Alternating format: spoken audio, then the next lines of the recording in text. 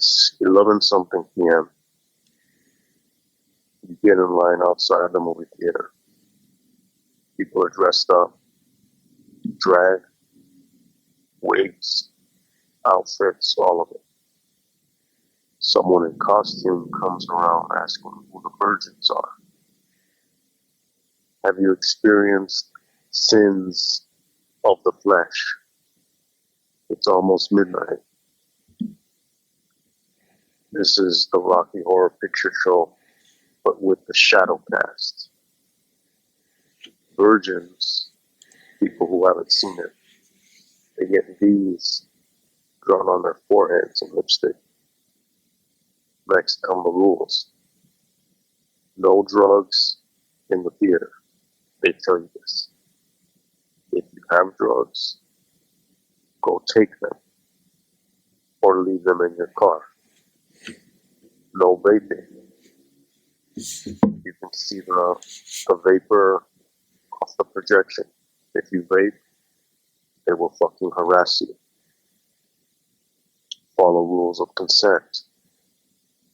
No touching without permission. Minors.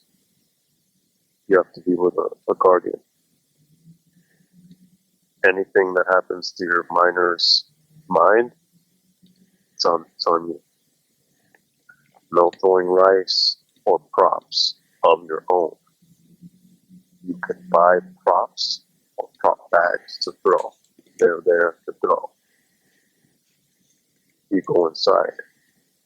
You buy your concessions. You buy your alcohol. You take a seat. There's a stand-up comedy intro where they go over the rules. There's a virgin sacrifice audience participation portion. Now it's midnight. Trailers. John Waters comes on the scene, up on the screen, smoking. He tells you not to smoke in the theater. There's our feature presentation fanfare card on the screen, like the one that Tarantino likes to use. There's a live burlesque striptease while Rocky Horror's opening credits play. What happens is, throughout the movie, people are going to act out the scenes on stage in costume while the film plays. Cast or troupe members are going to yell obscenities. They're going to interject. They're going to do counterpoint dialogue and callbacks and interact with the film. It's a subculture. It's a cult following. And it's a theater event that's been happening almost since the beginning, 50 years ago this year. It's offensive. It's obnoxious. It's rowdy. It's unique. It's upbeat, mature, inclusive. It's fucking overwhelming. And that's not even the film. I'm glad it exists. Recently I've gone to see it. Rick and I have gone to see it in the past. Rick, how did it strike you?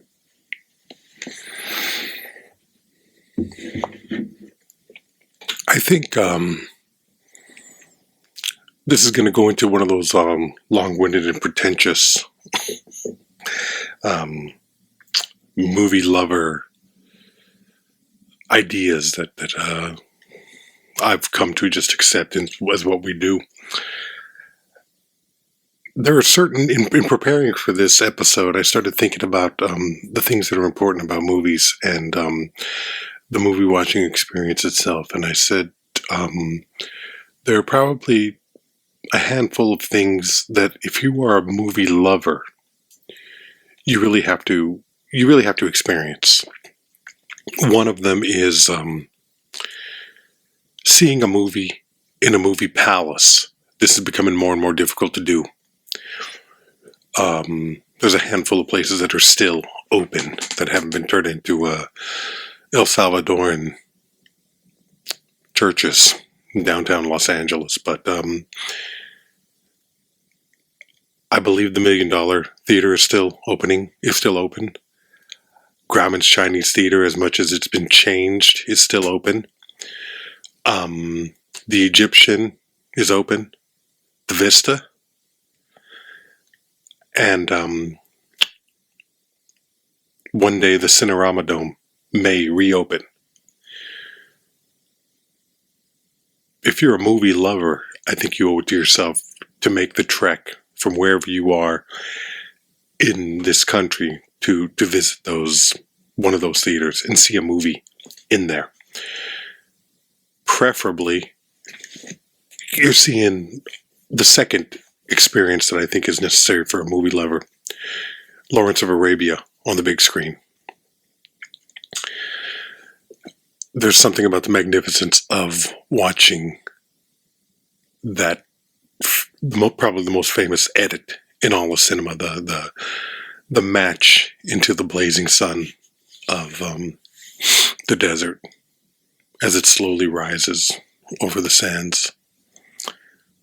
That's an unbelievable experience in the Cinerama Dome. There's nothing quite like it in movies. You can add 2001 to that experience, maybe Apocalypse Now. It's a mad, mad, mad, mad world. Films that were made specifically for the big screen and the big screen experience, especially that wraparound screen, that, warped screen that is at the Cinerama Dome. And the last experience that I think is truly important to any movie watching lover is a midnight screening of the Rocky Horror Picture Show. I don't know what it's like in New York, Chicago, San Francisco, any of your other major cities. I don't know what it's like in Phoenix. I will one day. But the border of Los Angeles, Santa Monica at the NuArt Theater, that was truly an experience. May 25th, 2019. It was a Saturday night into Sunday morning. It was the first time that I ever saw the Rocky Horror Picture Show. And I saw it with you. Both of us knew what we were going to. Both of us knew what we were going to see. And yet, it was unlike anything that we could have prepared ourselves for, I believe. I was not realistically prepared for either the movie or the experience. In preparation for this episode, I didn't get a chance to see it in a theater with the performance, but I saw it at home, which I'm glad I did without the experience for this discussion, because I actually watched the movie. Watching the movie, I didn't remember it. I didn't remember the movie. I remembered the experience, but I didn't remember the movie. Right. And I gotta say, it's a good movie. It's a really well-made movie that is ridiculously over the top, and I cannot be sure what the intention of the movie was when it was greenlit by 20th Century Fox, and I don't know what they thought they were going to get. I'm not really sure what they thought when they got it. But it is an incredibly powerful statement of gay culture, at least the way I see it. I think it's a groundbreaking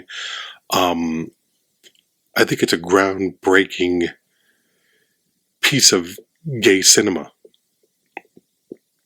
And I think for those who are willing to experience it and are open-minded enough to see it for the brilliance that it is, it's nothing if not a great time at the movies. Now that I've seen it again on a streaming service,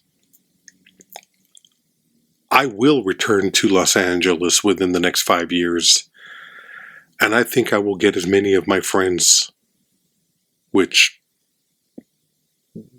to let you know this is your job to organize a viewing, and we're going to go. I want that. I want to see it in the theater again, and I want to see it at the NuArt. And I think there's just something really powerful about Tim Curry on screen, and a film that is unafraid to be exactly what it is.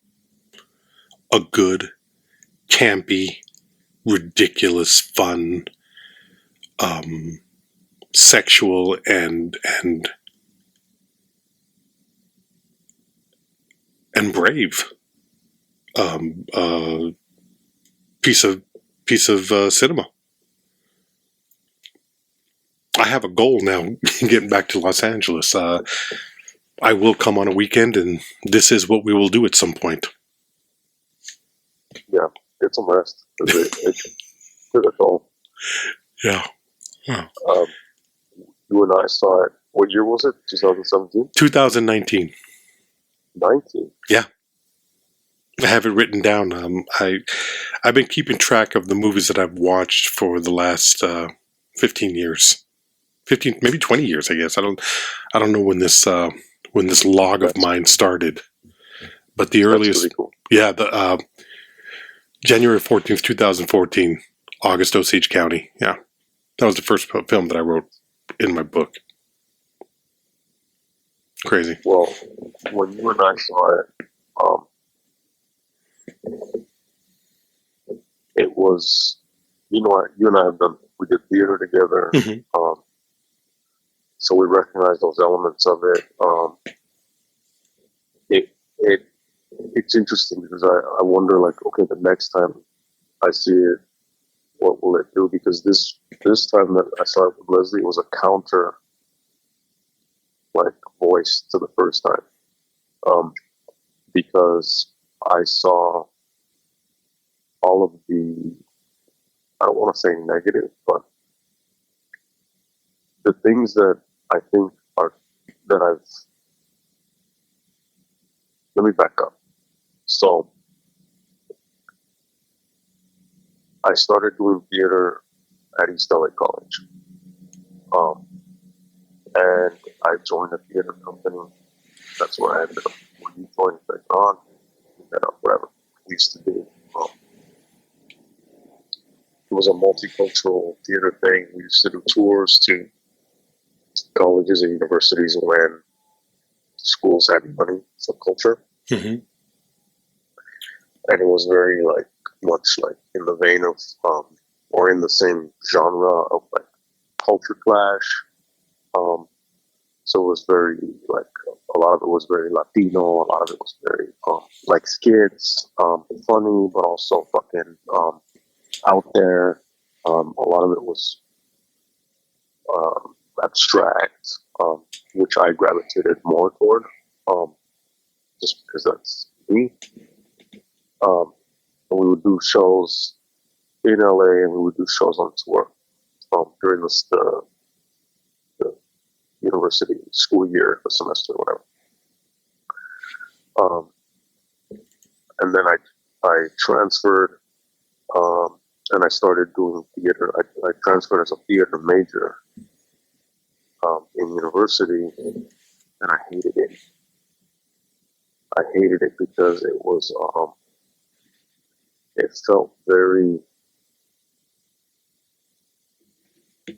there was a culture, speaking of culture clash, I think there was a cultural difference there, because a lot of it felt very white, it felt very musical theater, Mm-hmm.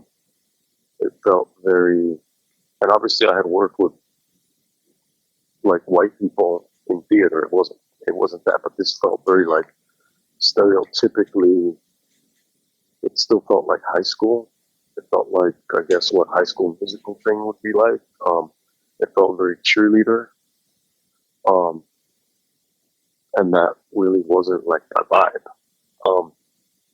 And I said, let me cut out the middleman and go back to ritual and study religion. And that way I can be anonymous when I want to be, and I can speak out when I want to. And then I kind of felt more at home there. But then I went back and did more theater.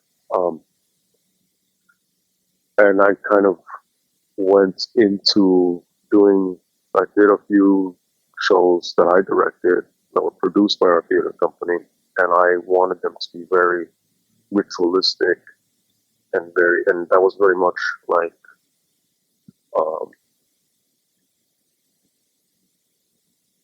from a perspective of non-American theater traditions, Asian and others. Kabuki, other versions of Japanese theater, with some modern stuff too. And I wanted my spaces to be very, not scary, but otherworldly, so that when you were walking right before the show, there would be the sense of like solemnity, but also like kind of eyes wide shut, like where the fuck am I and what's happening? And I wanted it to be somewhat transformative, and you were like in this other world, and then you would leave and go back to the normal world. So this experience of Rocky Horror is not my genre, so to speak. Having said that, the environment that is created in this is the opposite. The environment that's created in this is kind of like a version of those things that I didn't like personally in theater at my university, because it's very loud. It's very, it's a party atmosphere. But I appreciate it. I think this time it was too loud because it didn't blend as well with the movie. Yeah. I think when we saw it, it was a nice blending, because I think and this is part of live theater too, is that like different nights are different experiences. When we saw it, there was a good counterpoint between the film and the live aspect.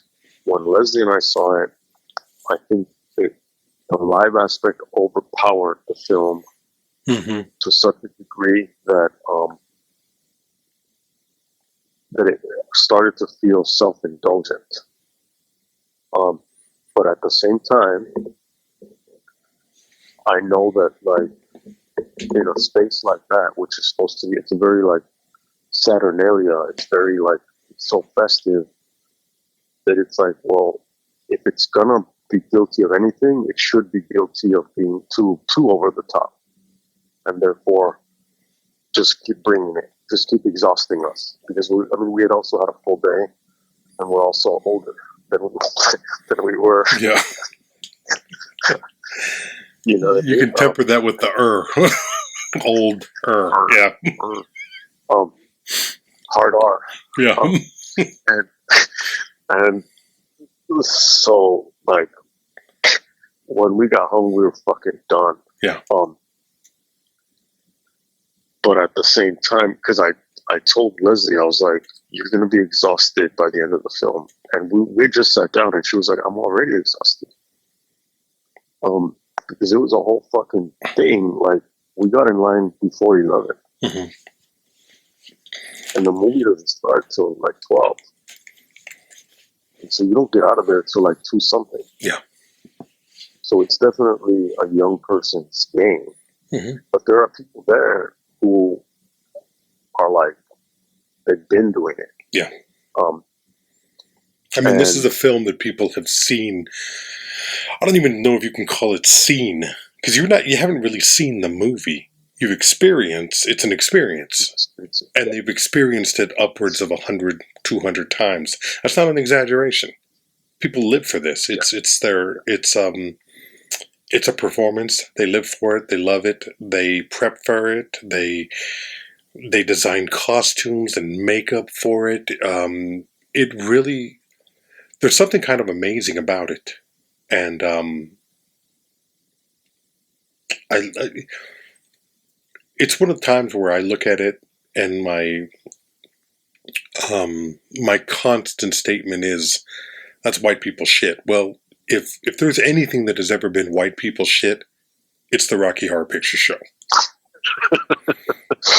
but it's more than that. But it is more than that. Yeah, it's like gay people shit.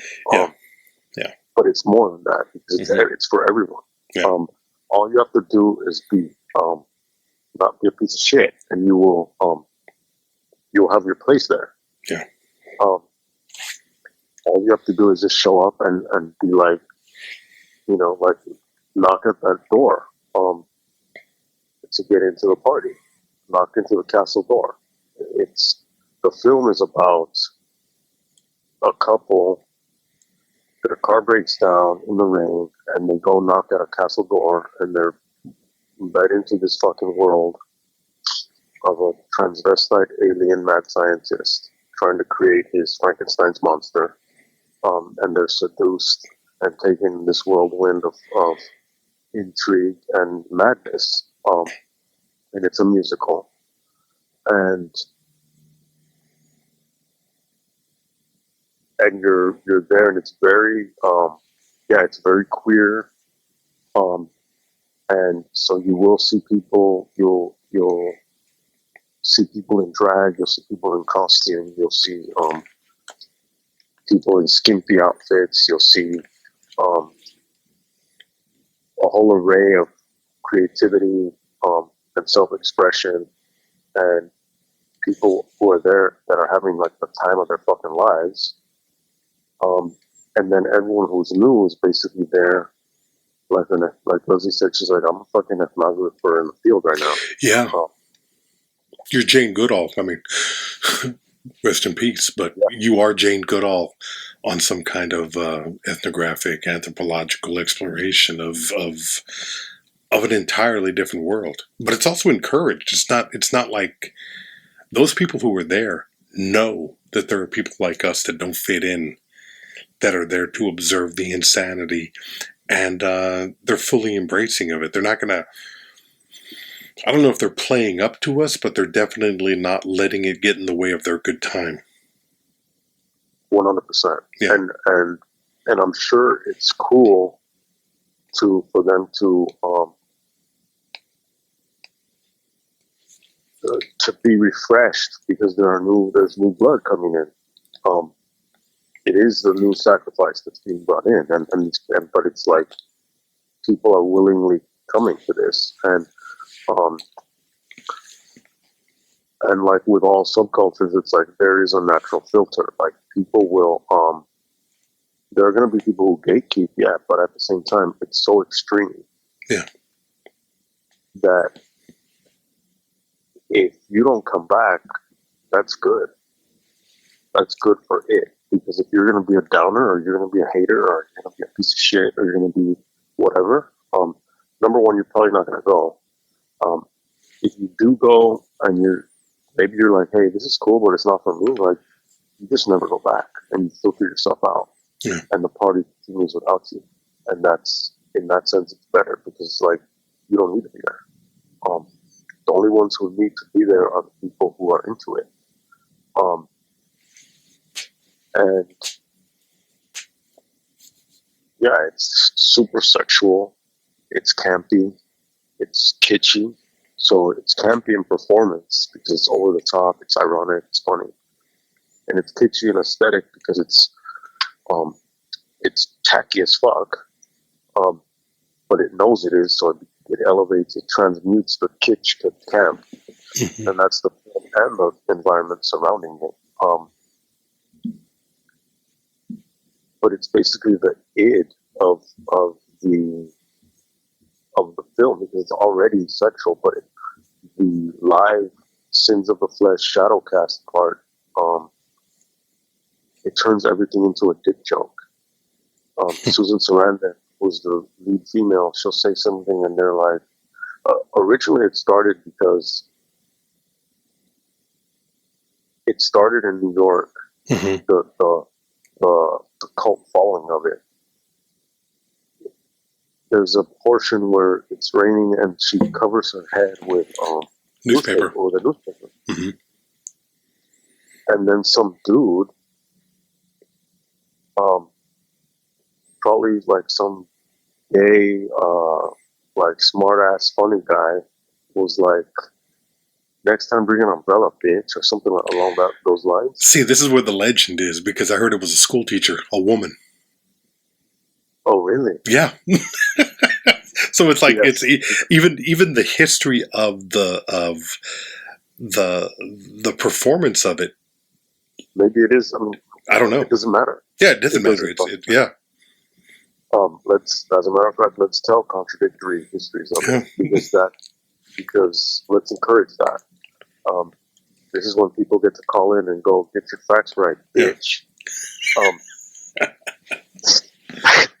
Because whoever said it,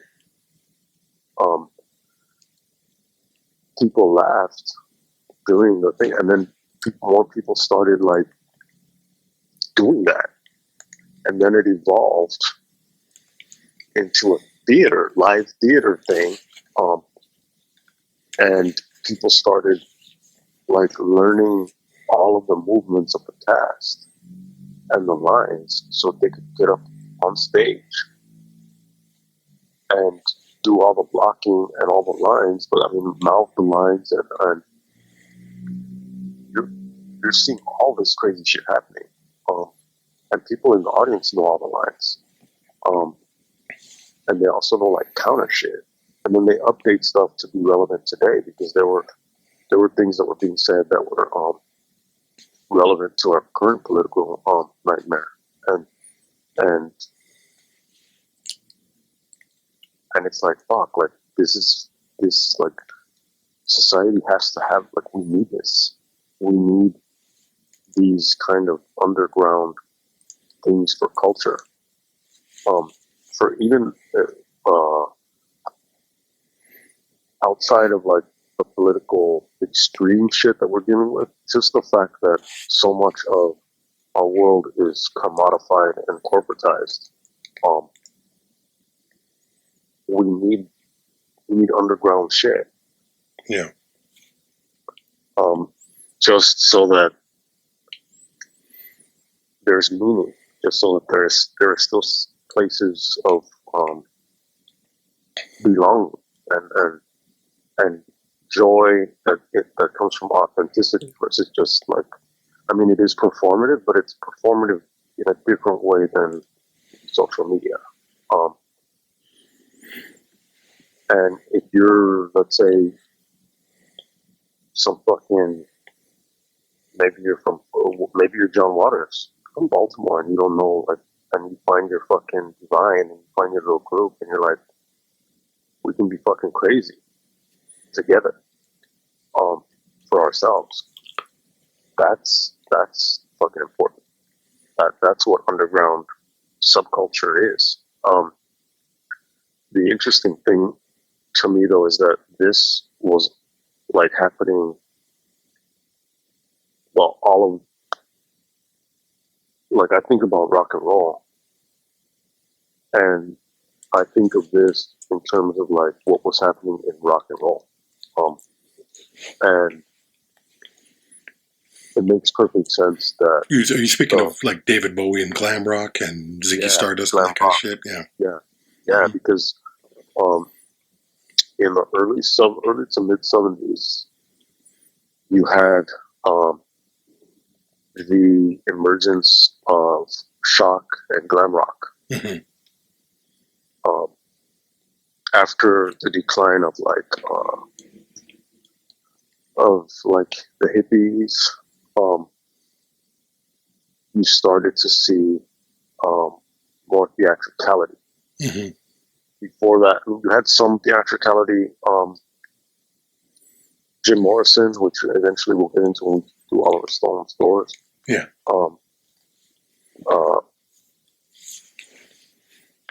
But Alice Cooper started with he started with Frank Zappa, and he would kind of hang out in Laurel Canyon with the Freaks and all that. But then in the whole naming a band and naming your persona as a female, but it's male, and they were very Midwestern, beer drinking dudes, but like, oh, I'm gonna wear a dress, and wear makeup, but it's gonna be horror, and it's gonna be vaudeville, and it's gonna be makeup, and it's gonna be executions and shit like that on stage. And David Bowie is doing androgyny and Ziggy Stardust, Spider from Mars, flamboyance, glitter, alien, and then Kiss, of course. Kiss dudes, and Ace Frehley just died. Looking very comic book, horror, spectacle, professional wrestling. Later adopted a lot of that stuff. Queen, again, queer. Freddie Mercury, big rock opera, theatricality. Lou Reed, who obviously Velvet Underground, he started with that. Andy Warhol, The Factory. Yeah. He did Transformer in the early 70s, which was Bowie produced. He's famous Take a Walk on the Wild Side. He talked about these queer icon, Candy Darling, he wrote songs about them, the Chelsea Girls, all that stuff. So there's all this stuff that's happening at the same time that this movie is coming out. It's part of that. Those elements end up like the legacy extends, because some of the stuff that came out of glam went into like the horror elements, went into horror punk. So if you know about the Misfits, it went into death rock. So in the late 70s, Christian death, it went into goth rock and post punk. The glam stuff went into the 80s hair metal.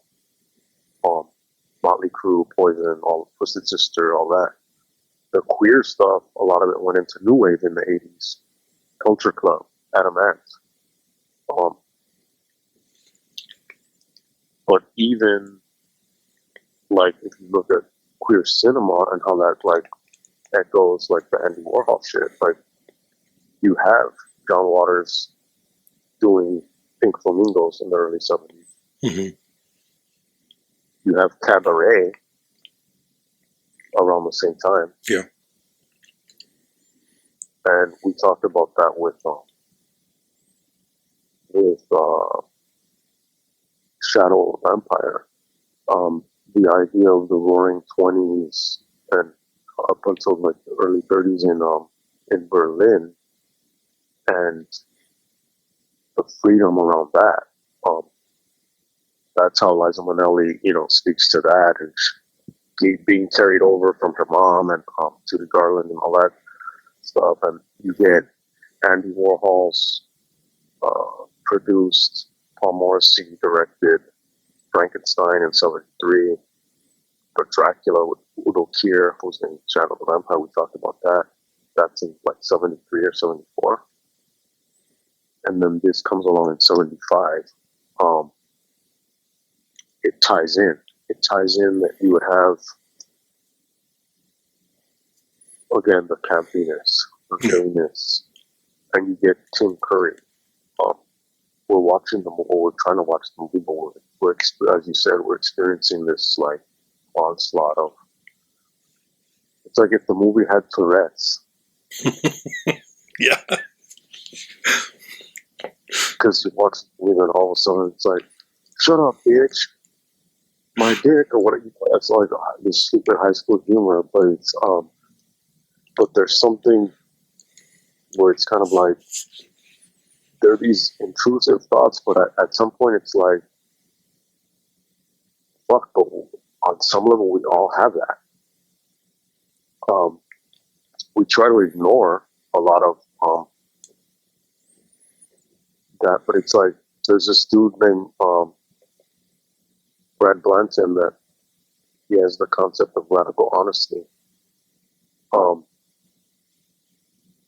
and his shit is like just always be. He has a method and a theory about it, but at the basis of it, it's like lying causes suffering, and fucks up your relationships. So you should always be honest. But that includes like, I mean, it could also, you could be accused of sexual harassment if you like, because if you're like, if the cashier is like, that'll be $100, and you're like, wait, sorry, I was looking at your breasts. I wasn't listening. I wasn't paying attention to you. I mean, that's a real scenario. The saying of it is something that we don't do. But if that existed in the world of Rocky Horror Picture Show, the breasts would be larger and more out there, and the person would sing it and be like singing about looking at the breasts, and it would all be this fucking thing, because it is this. But the movie has its ticks, and it's as if it's manifesting these other personalities from the gallery, and you're just waiting for them to start throwing tomatoes. But through all of that, Tim Curry, and that was what was really cool about watching the movie at home, is I could hear everything he said. I could hear everything everyone said, and I could hear, like, I was blown away by Tim Curry. That's the thing. That was the same thing with me last night, and Tim Curry is a character actor who over the last 50 years has always peppered and seasoned films and made them better. He's one of a handful of actors that, like, it's almost impossible for him to give a bad performance because everything is so challenging as far as what Tim Curry is willing to do. It's like he's fearless. Like he's willing to go where most actors would not be willing to go because it would look silly coming out of anybody else. But he owns it. He owns it. And it makes me want to go back and watch Tim Curry just to watch him. Yeah. I mean, there are him as the clown from It, as good as the new It films are, and as good as Skarsgård is in the new film, he doesn't have the gravitas of Tim Curry. Tim Curry is just, he's unlike anything else out there. There's a moment, I don't know if you've seen Home Alone 2. Horrible movie. The Home Alone movies are just, for kids and families and, Chris Columbus and all that shit. And I don't remember. What's that? I don't remember part 2 a lot. It's in New York. It's at the Plaza Hotel where Macaulay Culkin is there. And Tim Curry plays the concierge. And he's a bumbling idiot because he can't figure out how this kid is able to, whatever. But there's a moment when, and it's the best, it's the only good thing about the movie. But there's a moment when I think the kid is watching How the Grinch Stole Christmas. And the Grinch gets this devilish grin that Chuck Jones animates so that the mouth rises in this really just maniacal and strange way. And they slowly fade that to Tim Curry. And it's hilarious because if you watch it, you're like, oh my God, Tim Curry does look like the Grinch. I think I used to think that, because I was looking at his filmography, and at one point I had an association with Tim Curry with the Grinch, so maybe it comes from that. Yeah. It has to come from that. That has to be, yeah. And it's the only thing in that film that's worth seeing. That one moment. It's that one moment is worth watching a really bad movie. But Curry is a journeyman actor who, he was in good films, he was in bad films, but he was always good in them. Because he's so strange, because he's so weird. He's a lot like Nicolas Cage, Alan Rickman, actors that elevate whatever project that they're working on because of their fearlessness. I mean, when you watch him on stage, he's in black panties, garters, stockings, a bustier, this ridiculous wig, and I'm watching him going, this is insane, but I love every minute of it. And you can appreciate the power of his performance at the live show. It's just, there's too much going on, and it's so over. The experience of watching the movie in a theater where the production is going on is so much for the psyche and the mind, and it's just overload. Watching it at home last night, I really did fall in love with the performance because I thought he was just wonderful. And the rest of the movie is fun and kind of silly and dumb. And I don't... I couldn't see myself performing in one of these things. But I don't know if I've ever seen a movie where the people in it looked like they were having as much fun making it. You would be Meatloaf. What's that? You would be Meatloaf. Yeah, maybe I'd ride in there on that hog and, a slash throat or whatever the fuck was going on with that. But I really did. I thought that perhaps this wouldn't be, going into this episode, I kind of thought, or 2 days ago, I kind of thought, this episode isn't going to really work because I didn't go see this in the theater that it plays in out here. But I'm really glad that I didn't see it in the theater. I'm glad that I watched it at home, devoid of all that shit around it, so that I could really concentrate on, because it's a well-made film and it looks cool, and it's this weird kind of blend of stage and movie, and you can see where it's it borrows heavily from Hammer, so you can see a lot of Curse of Dracula and all those films, The location is a Hammer location as well. Is it? Okay. Castle. Yeah. I thought it looked familiar in that sense. But it's just a silly good time. But watching it and then the dancing in it, and it's almost like it's set up.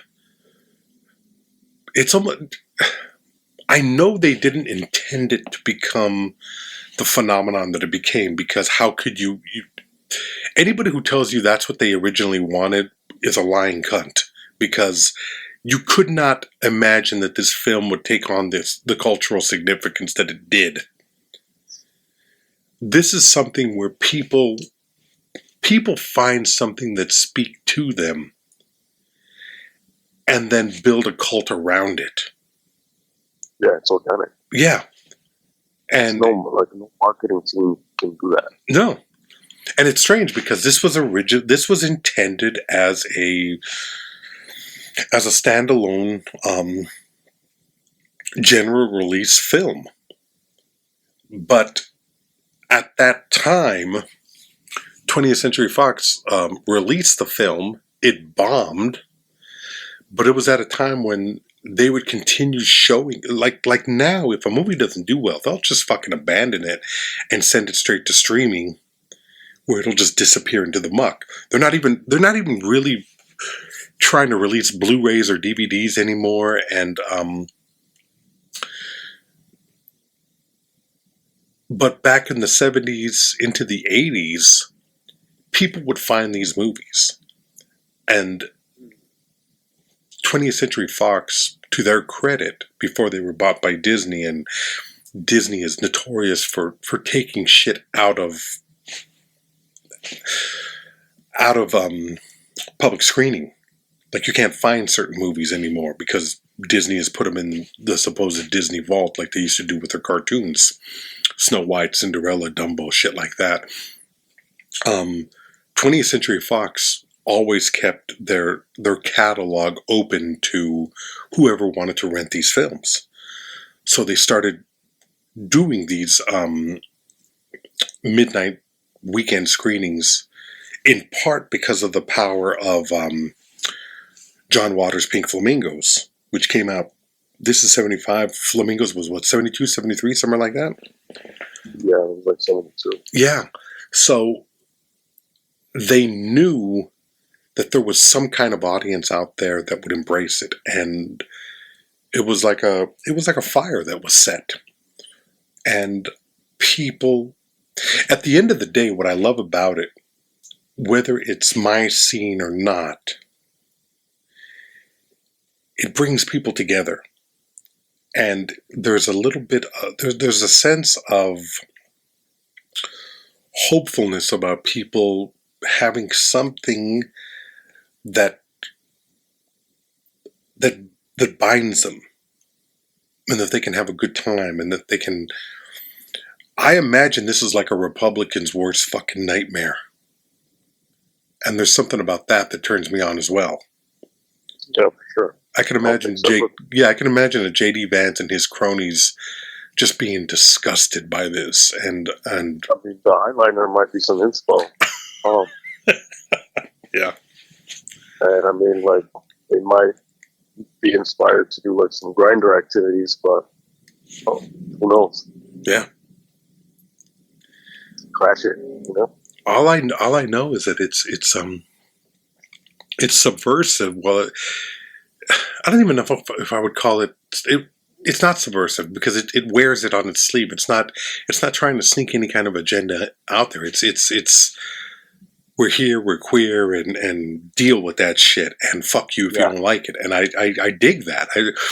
But this is also what, 6 or 7 years after Stonewall. This is a period where I've done some reading. I've seen some stories. Going to Stonewall? I mean, the basics that we would know. Well, remember when we were doing Friedkin's Cruising, which is a world that doesn't exist anymore because it's so, the mafia owned clubs that gay people could come, and some of it was dancing, some of it was very sexual. The BDSM scene, the leather scene, but some places were just bars where gay people could congregate. And Stonewall was it a bar in Greenwich Village? It was in New York, but I'm not sure what part of New York it was in. Maybe Greenwich. It might have been in Greenwich. I thought it was in Greenwich. I mean, I might just be, I just might be like, the stereotype of what I imagine Greenwich Village is, but police would constantly harass these bars because it was Greenwich, yeah. But it was like cops would shake down these bars for money, but then they were also very, very homophobic, angry, beat the shit out of gay men. Cops will be cops. Cops, yeah, exactly. Cops are gonna cop, Yeah. So they're going to shake down people. They're going to, maybe they would pick up transvestite prostitutes and they would get head from them in the back of the patrol cars and then arrest them for solicitation. Anyway, what it is it was a community that was always under fire, always being attacked in some way or another, whether it be by the police or by young, angry men who would beat the shit out of them for no fucking reason whatsoever, but, for shits and giggles and the enjoyment of doing something like that. But this was specifically cops rousting bars. and the gays lost it one time. I don't know if it was they got together and they said, we're not going to take this shit anymore, and the next time they come and fuck with us, we're going to fuck with them. The way I understand it, it was a purely organic uprising. Yeah. Where it was the straw that broke the camel's back, as the old saying goes, and the gay community, or that bar of gay people, rioted against the cops. And then it was just, cops coming in with riot gear, but the gay men were not backing down. They were beating the shit out of cops. And I think the cops, anytime that shit works, because people won't stand up for themselves. This is not a blaming the victim thing. This is me trying to understand why things happen the way they do. Bullying and victimization occur until it becomes so much that people can no longer stand it and say their anger and their frustration with the situation takes over, and now they start fighting back. And those gay men fought back. And to their credit, they beat the officers down. And it's crazy. It's crazy because the attitude about gay men is leaning into the effeminate, almost as if they're women. That's the attitude. That's the prevalent homophobic attitude that drives so much of the public. And the idea that gay culture is monolithic versus there are all these different forms. Rob Halford, speaking of rock from the 70s, Rob Halford of Judas Priest, his whole aesthetic is fucking leather biker. Yeah. And he came out, I think he came out in the late 90s, maybe? I think so. As being gay. And it's kind of like, you go like, oh. Yeah. Because going back to cruising, that is one of those versions of the aesthetic. And there are multiple different takes on gay culture. You know what I mean?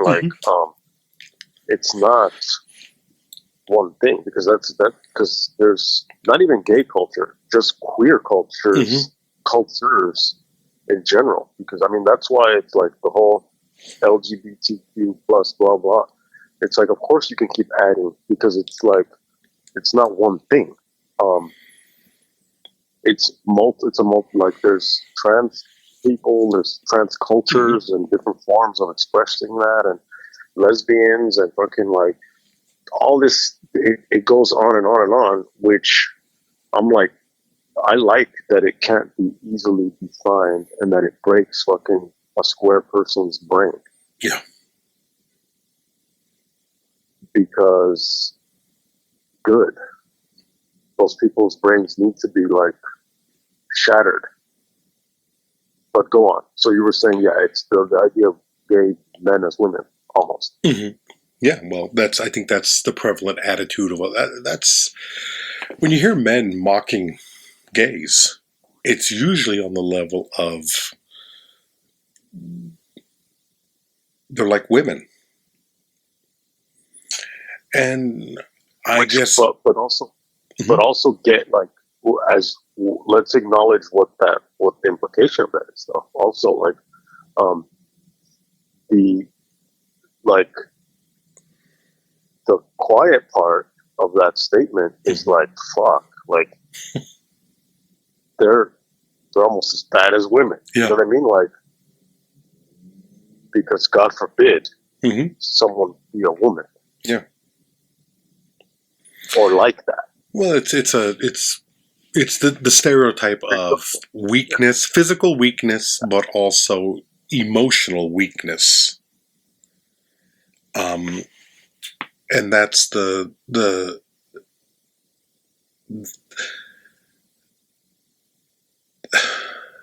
it's weird because I don't want to be offensive in discussing this, but there is an aspect of it where it's almost it's almost inevitable to be offensive when you discuss something that you have a limited understanding of.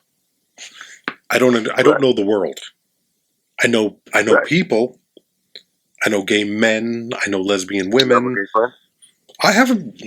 You're not homophobic because you have a gay friend? No, I'm homophobic because I'm an asshole. If I were a homophobe, it would be because I was an asshole. I view homosexuality, I view homophobia and racism in much the same way, in that not trying to make myself sound grand and better and more noble. There are better reasons to dislike a person. Much better. I mean, like, people will give you a reason. What's that? Dislike them because they're pieces of shit. Yes. In terms of their character. It's Yes. about the character. Mm-hmm. Not what they like, you know? Yeah. I think that's needs to be the thing. If you understand, if I don't like somebody, it's because I don't like them. It's not necessarily because of yeah. I believe in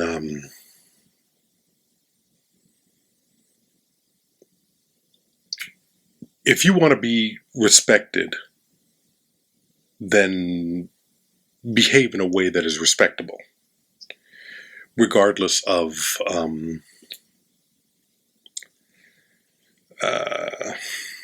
I don't know. Culturally, and when you say respectable, I want to clarify. You don't mean like an upright, good citizen. No. You mean like you respect other people in order to gain respect. I believe that a person has a right to be the person that they are, and if it doesn't infringe on my personal freedoms in the same way that my personal freedoms don't infringe on theirs, then go to town. Do whatever the fuck you want to do. If you want to get dressed up like Dr. Frank-N-Furter, more power to you. I think it's great. Good for you. It doesn't matter to me. I think we would be better off if more people felt free enough to do that. I think we'd be better off if more people felt free enough to do that, and the rest of us had enough respect to mind our own fucking business. Well, yeah, there's that too. Yeah. There's also an interesting. I'm very much interested in the argument of and I saw it most clearly defined, and I've talked about it before. There's a book called England's Hidden Reverse, and it's about the esoteric / like occult underground in English music, like in the 80s. Mm-hmm. And one of these figures, his name is John Balance, and no, actually, I don't know if it was John Balance or if it was this other dude named Sleazy who said it. And it's going to take me too long to flip through the book to find it, even though my shit's dog-eared. But the point is that one of these figures, gay dude, was into like really underground stuff. I mean, the music was underground, but he was multiple interests, multiple things that turned him on, multiple whatever. But part of the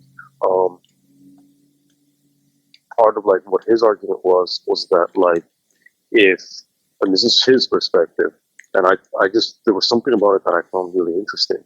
Is his shit was like, we don't, it was, and I'm kind of super paraphrasing. It was along the lines of like, we don't want to be though, like, we want to stay to a certain level underground in our gay culture too, because there's a subversiveness to general society, to where it's like we don't want to be normies. Like our shit is to flourish underground. It's to flourish in the darkness, because then it has a subversive quality. Whereas, like maybe naturally, if it just goes into the mainstream, it just loses its potency. Yeah. And I've heard people talk about that with like, specifically like, I don't know who, like, I don't want to attribute quotes to certain people, but the idea of, for example, like adopting kids. It's I've heard people say like, oh yeah, back like before gay couples wanted to pretend that they wanted to be like straight couples. You know what I mean? Like, there's something about that I find interesting because of the idea of also like commodification. Like when stuff ends up in the mainstream, it can be used by corporations to basically colonize it and then sell it. Yeah. So when we come back to the film, it's cool that it was part of this whole thing that was happening in popular culture, specifically around like rock music, and how that affected the culture. And the queer cinema remained underground. John Waters, obviously Andy Warhol is one of the pillars of popular culture and even popular cultural theory and pop art. And everyone being famous for 15 minutes and all that shit. But at the same time, the characters around him remained in the underground. John Waters is famous, but he's still an underground figure. Absolutely. I in mean, the same way that Lynch is, you know. Well, we've talked about this, and like, I'm a huge fan of John Waters. The movies, I'm growing in my appreciation for them, but I'm a huge fan of John Waters. Yeah. You know what I mean? Where it's like, I love that this man is unabashedly who he is. And it's not that being a gay man is that's not the jacket that he wears. That's not the thing that defines him. He is a gay man. And it informs. Exactly. And I think I've paid to see him. I've paid to see his live show. I've bought his movies. I've sat down and I've YouTubed interviews with him. I like the fact that he has a mission to piss off the squares and make them uncomfortable. Because the squares deserve it. They need to be fucked with. And he's a cultural icon. And the thing I think what's great about it is that he's not openly critical. He's not like overly critical of current gay culture. But he does make the statement that they don't have the sense of humor that his generation had. And I think that's the selling point of Rocky Horror Picture Show. It's very funny.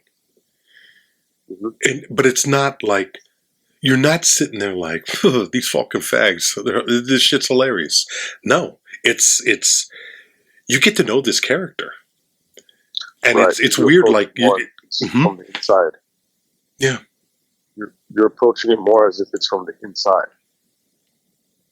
Versus like that distance of like, that kind of like how you said, like, it's like, you made me picture, are you there? Yeah, I'm here. we were doing a podcast on the phone. You made me think of like an Andrew Dice Clay type of person saying, "Oh, these fucking fags." Yeah, so, well, that's the voice that goes with it, isn't it? Yeah, it is. It's the same thing. You remember Spike Lee's Summer of Sam? Yeah. Adrian Brody's character's he's into punk. He's a punk rocker in the 70s. But he's also fronting like he's British too. There's that. Yeah. But he's trying to find his shit. Yeah. But what I'm getting at is that you have these dudes from the neighborhood that eat his ass, and because he's different, he's basically Edward Scissorhands. He's basically everything that every outsider. He's the West Memphis 3. He's the I don't know if you're familiar with that story. I know that story. Yeah, he's the scapegoat that has to get sacrificed because it's like, oh, he must be the killer, and that's the attitude of those people with that voice. Yeah. And I mean, there are more voices that go with that attitude because they're populated everywhere. Well, yeah, that's not even a monolithic group. No, that's every family, every household, every fucking maybe not every household, but every fucking something has that. And culture itself has that element. The point is that when you go in to watch this movie, one of the things is you're going by choice. You're hearing about it, and you're buying a ticket. You're taking the ride. You're inside the fucking rocket ship. Yeah. So that already changes something. If you were on the outside looking at it, yeah, maybe you could say like, "Oh fuck," It may not be. It may not be an anti-gay thing. It may only be like, "Oh, that's not my shit." But when you're inside, it may not be your shit. But you're like, "This is fucking cool." Because at the end of the day, who wouldn't want to have something like that for themselves? In terms of what it represents, like to just be fucking and if you go into the actual film, Tim Curry's character, Dr. Frank-N-Furter, is a villain. He's an evil character. He's a manipulative seducer. But in the way it's there is a Hays Code to it because he gets his punishment as a character. But the subtext is like, you're just being told this crazy story, and the real meaning is like, we're all having this fucking drama of life, and we're all having this good time. And let's just fuck and sing.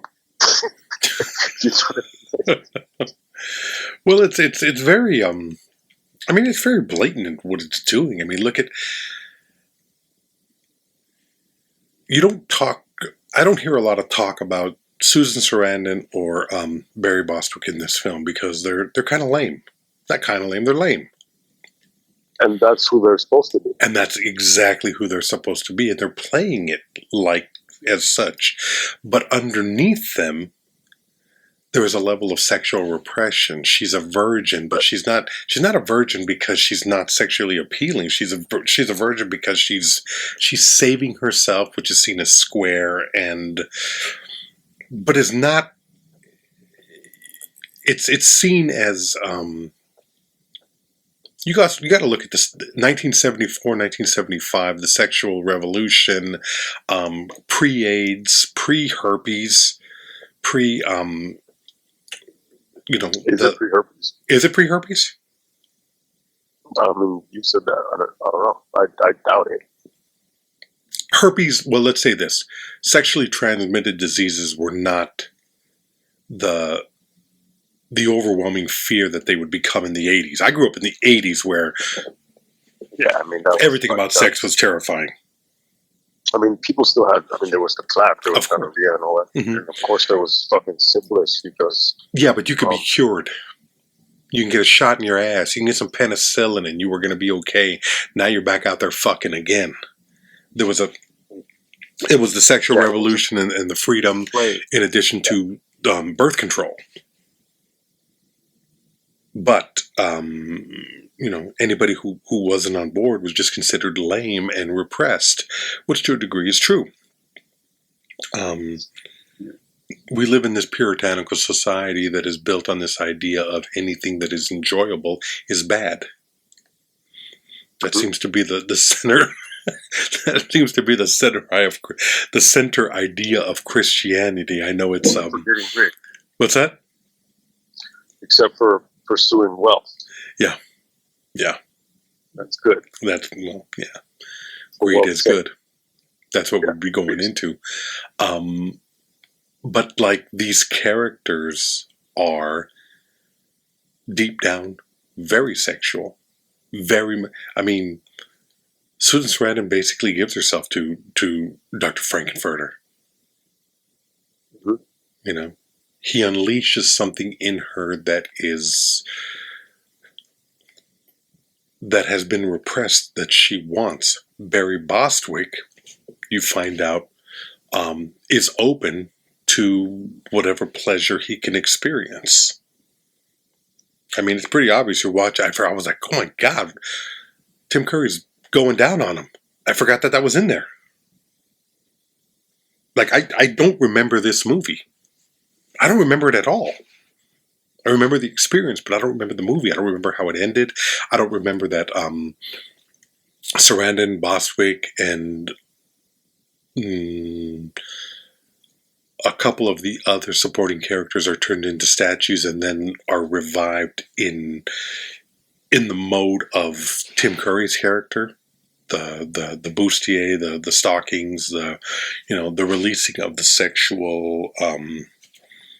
I mean, this is a very obvious film in the sense of releasing people's repressed sexual desires.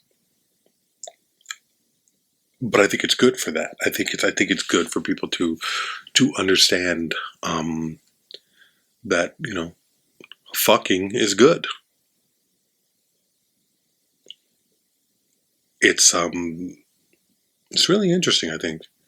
Did you notice Tim Curry, Riff Raff, and I think Magenta in the beginning of the film as clergy and what do you call it? Who's the painter? Grant Wood, American Gothic. Oh yeah. Yeah, I didn't notice that in the first screening. I'm watching it at home going, wow. Yeah, it's hard to really grasp. Yeah. So it's like they're setting you up. They're giving you a picture of the America that we're led to believe is supposed to be who we are, that determines us, that the idea of what it is to be good, God-loving, I imagine, Protestant Americans. But underneath it all is this world. And like they say, the Republican Party, which is that. The Republican Party, it's a blanket and, very obvious statement, but that's the Republican Party on the outside, while at the same time, what do they say, that whenever the Republican convention comes to a city, Grindr pretty much shuts down. That's what I meant. That's why I mentioned it. Yeah, practice because too much grinding. Yeah. There is a level of shame in the physical desire, especially in the homosexual physical desire, because we've been trained to believe that this is wrong and evil and sinful. And this movie just is like, fuck you. This is who we are. This is who we are. And I commend it. Not only that, it's like Frank-N-Furter is like, not only it's who we are, he's like you're like that too. Just give me a chance, and I'll fucking get you too. Yeah. Um, I'll get you to that place. He's like, yeah. yeah, fuck them both. Yeah. So it's it's hilarious. I think it's great. But again, if you tell people that you like this movie, you know that there's going to be a certain segment of your circle. And when I mean circle, I don't mean just your friends. I mean everybody that you know. There's family and there's friends and there's people that are going to say, how do you like this fucking movie? What's wrong with you? This is gay as shit. Or even if they don't judge it like that, they'll, I mean, yeah, I'm glad you made that clarification, because it's like no one in my like circle is going to react that way, because I will not allow people in my circle that are stupid like that. But in terms of, yeah, if you were to tell some cousin or some bullshit like that, yeah, I can picture someone in my family going like, or one of my relatives, I'll put it that way, being like, wait, but you're not gay. How do you like it? Why do you like that movie? Because that's the math. That's the simple math, you know? But I mean, I got to be honest. If I'm being completely honest about myself, I couldn't have seen this film in high school. In the same way that I didn't watch David Lynch in high school, and I couldn't watch. I was telling somebody about this. I love Elton John, Leon, Tiny Dancer, Daniel. I love those songs. Those songs come on, and I'm there. I'm singing along with it. High school, you would never have got me to say that I was a fan of Elton John. And let's be completely honest about this, because of the homophobic nature of who I was then and the culture. Now, I'm not sitting there like, look at me and how much I've grown, but it's like, it's an observation of how much we change and come into embracing something and not giving a fuck, coming to the realization that somebody else's life is not yours and you should mind your own fucking business in that. And if they're creating something that's powerful, then what the fuck else difference does it make? F.W. Murnau was supposedly gay. Marlon Brando, Richard Pryor, had a homosexual relationship. According to Quincy Jones, yeah. According to Quincy Jones and Jennifer Lee, which, you know, I don't know if I believe that bitch, but in certain, I'm not sure if it's his biography, prior convictions and other life sentences, he alludes to having an affair with a transsexual. Right. I mean, yeah. He says that was the baddest bitch he ever was with. You know, he was with her for like 2 weeks. It was a bad bitch. And I was like, that's a man. That's a man. 2 weeks. I mean, but that's the thing. It's like, is it a man? You know what I mean? Like, that's the whole thing. Yeah. What's a man? And luckily for me, I mean, he was also, he talks about being with someone who had like a prosthetic leg, and he's just like, that didn't freak him out. You know what I mean? Because Richard Pryor was like down, you know? Yeah.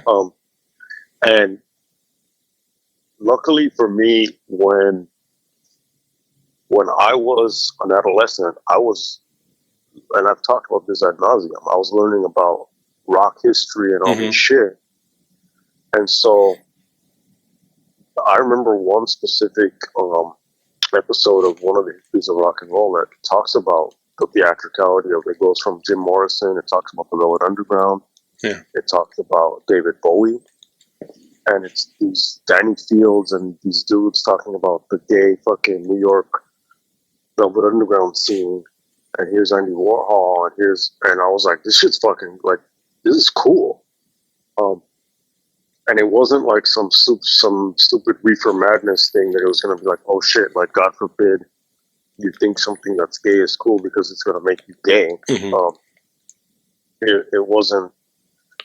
It was just like, motherfuckers are cool. See, that was never the thing. It was never a fear of turning gay. It was the fear of how it would be perceived. At that point in my life, I was still afraid of what other people thought. Sure. It would. Yeah, I mean, yeah, of course. As an adolescent, like that's you're still trying to figure out who the fuck you are. Yeah. Well, one of the things that helped was becoming an atheist and becoming an outwardly vocal atheist, especially as a Mexican, where it's like, or Chicano, where it's like, to some people, to a lot of people in the community, if you tell them you don't believe in God, you might as well tell them you touch kids. That's how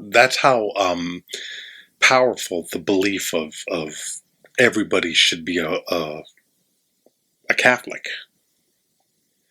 So when you jump a hurdle like that, then you eventually get to the point where I don't give a fuck what anybody thinks. Yeah. I mean, I've had people tell, because of my shitty dating history, I've had family members say that I was gay. I mean, yeah, I have a friend who, his sister thought that he and I were gay. Really? Yeah, and his brother is the one who, like, he made the joke, and he told me, and I was just like, what? And I was like, I told my friend, I said, hey, like, no offense, but I find that disgusting, like not that the idea, but just like him, the simple-mindedness of it, the fucking. No, but I mean specifically like, yeah, it's one of those. Yeah, I don't see you like that. But like, yeah, when fucking I was a teenager and I'm reading about Aleister Crowley, and you're like, oh, these are goals. This motherfucker wrote poetry, climbed mountains, was also a piece of shit, but like did all this crazy cool shit. But was also like high. And it wasn't like, oh no, he's bi, he's not cool anymore. Yeah. There was something that I was also like, he was so about tearing down convention, that it's like that's cool. Mm-hmm. From the sense of like the rebellion. I mean, one of the critiques of him is that he never got over that rebellion stage throughout his fucking life. But as a teenager, you're going like, that's fucking cool that he was a Victorian, like, because then you're like, well, what is Victorian England? Let me break out the fucking encyclopedia, because there's no internet, or I mean, you're barely gonna learn about it like in school, but you're like, in Victorian England, this dude was fucking dudes and getting fucked by dudes in rituals and shit like that, and you're going like, that's fucking cool. So luckily, I already thought that because I was already open-minded. So luckily, I didn't have that extra layer. And rock and roll will open your fucking mind on some level. Not all, because certain heavy metal, like 80s heavy metal, the thrashers were like super dudes. The fucking hair metal guys were also super dudes, but like their shit was like, oh, we're gonna fucking dress up like chicks and we're gonna get all the chicks. Yeah. And then the other guys are gonna drink beer and call the other ones a fag, but they're gonna be just all with dudes. You know what I mean? Mm-hmm. Like, and except for the one super hot rocker chick that's like with the one guy. So it's a crazy, the way culture works is fucking crazy. But at the end of the day, going back to Rocky Horror, with all of its horror shit, with all of its Halloween shit, with all of its weenie, with the weenie underlined, it's cool. Yeah. I think we're going into this month. We're going into this this season of Thanksgiving, and with an opportunity to embrace and explore midnight movies and cult films, and what they are and why they work. What is it about them that that grabs a hold of an audience. And we're going to be going over a number of different films that that serve that purpose. And it's going to be really interesting because it's midnight movies are a specific subculture of films that are way more. I mean, you have people that love noir, you have people that love science fiction and horror, but there's something about the midnight movies that are very, very subversive and very. It's almost like, I guess the best way I can describe it is the freaks and the geeks have found something that resonates with them and which brings them together. So you find people and it validates you in a certain, if you need validation, and I think we all do it to some degree, to know, okay, I'm not the only one. There are other people that are strange like me. And you don't want everybody to be strange like you because then nobody is strange. Exactly. It's yeah, you know, we were talking about that earlier. It's the John Waters thing, and I think the power of John Waters in this film is that they don't take themselves seriously, and they don't take themselves too seriously, while at the same time knowing that what they're doing has power to it, and being able to say fuck you to the establishment is one of the great powers that we have as individuals, but also individuals that come together with a common experience, where we have a duty to be who we are, and we have a duty to defend it in the face of these assholes who think that you need to stay in that fucking closet. You know? Yeah. And I'm not talking just about the homosexual closet. I'm talking about keep your head down, shut the fuck up. Mm-hmm. This is America for Americans. And, you know, that J.D. Vance, this belongs to people who have been here, who settled this. You know, fuck you. We're going to stand up and this movie is more important now than it has ever been. Yeah. It's like, no. Yeah. Like, wear that eyeliner, like, rock it. Fuck yeah. Draw a little star. Like, rock it, girl. Yeah. Yeah. Like, it's about letting your freak flag fly. Yeah. Letting your freak flag fly. And exactly, like, at all times, the world needs that. And there will always be a time when the so-called dominant culture is going to try to clamp down on freedom of expression in all forms. And today it's the immigrants. Tomorrow it's the homosexuals. Yesterday it was the witches, which just means the women in general. And you know what I mean? And it's like, you start to go, oh, that's not me. That's not me. That's not me. Motherfucker, it's you. Eventually it's you. Your turn is coming. Yeah. Yeah. So, as Fincher says, like, Fincher believes that all people are perverts. And I agree. I mean, Freud agrees, you know, like, on some level, not that means it's bad. It's just like, this is how our shit works. The mind creates these things. Jung talked about the shadow, like, needing to integrate it. It's about coming out of the closet, but also bring the skeletons out and use them as decoration. Like, dance with them. This life is a weird fucking thing, but we need to dance with it. And Rocky Horror Picture Show illustrates that.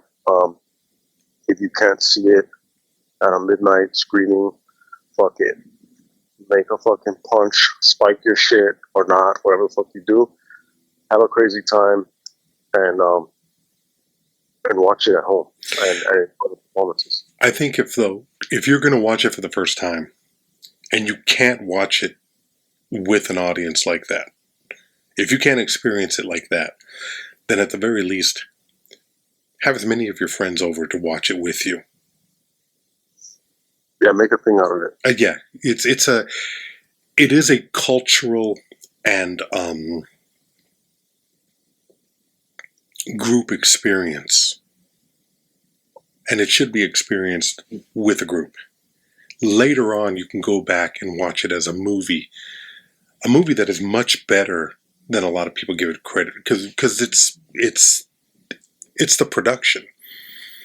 It is the passage of the virgins and the screaming at the screen and the dancing up and down it's fun. It is fun, but it was never intended to be that. Give the movie the respect it deserves as well. It's not just this interactive. Yeah. But I look forward to seeing it in the theater again, and I probably will be watching it again on my own, if for nothing else, because Tim Curry is wonderful in it. He's wonderful. Yeah, it's a great performance. It's one of the great cinematic performances. Yeah. Go watch everything from the sweet transsexual of Transylvania to fucking I'm Going Home, which is sad as fuck, to the Planet Schmanet Janet. Mm-hmm. You better wise up, Janet Weiss. It's very catchy. I don't like musicals, but his numbers, these are fucking and his voice, it's great. Oh, it's great. Yeah. So do that. If you like what we do, hit us up at buymeacoffee.com/watch RickRamos. Keep listening. Keep doing your thing. Fly the flag. And keep on with your Rocky Horror. Goodbye.